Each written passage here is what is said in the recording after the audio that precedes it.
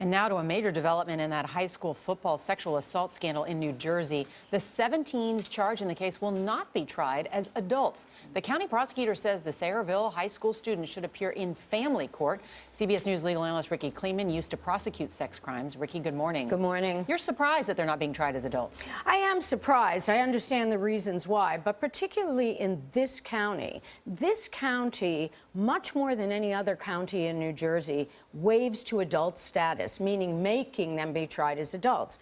I might have expected the 15-year-old because we look more at rehabilitation for someone of that tender age. But when you look at the 17-year-olds, you might have expected them to be transferred. So what did the prosecutor do? Well, I think that the prosecutor really did a humane act. What the prosecutor did was basically, I think, say to himself, what if that were my child?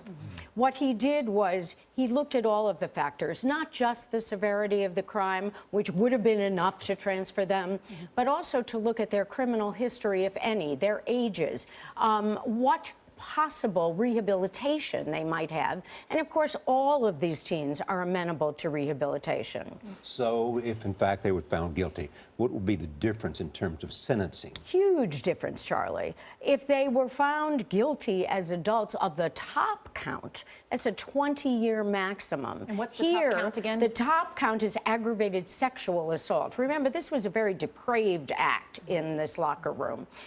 Many acts. And now at a juvenile top count, it's 5 years detention maximum. It is also possible they may not be detained. But as a prosecutor, you're supposed to look at it as, what if this were my child? Aren't you supposed to look at the facts, make a decision based on that? It was just a common thing. Well, that's a very wise question, Gail. And I think that, yes, you are supposed to look at all of the facts. And one of the reasons that you do that is you look at all of the factors I mentioned, but you also take into account the views of the victims. By the way, as a last thought before you go on, one thing that's really important is in this state, there was a Seton Hall poll. And what we saw is the state was evenly divided, 41% adult, 43% juvenile. Okay. Oh, prosecutorial discretion. Yes. All right. Yeah.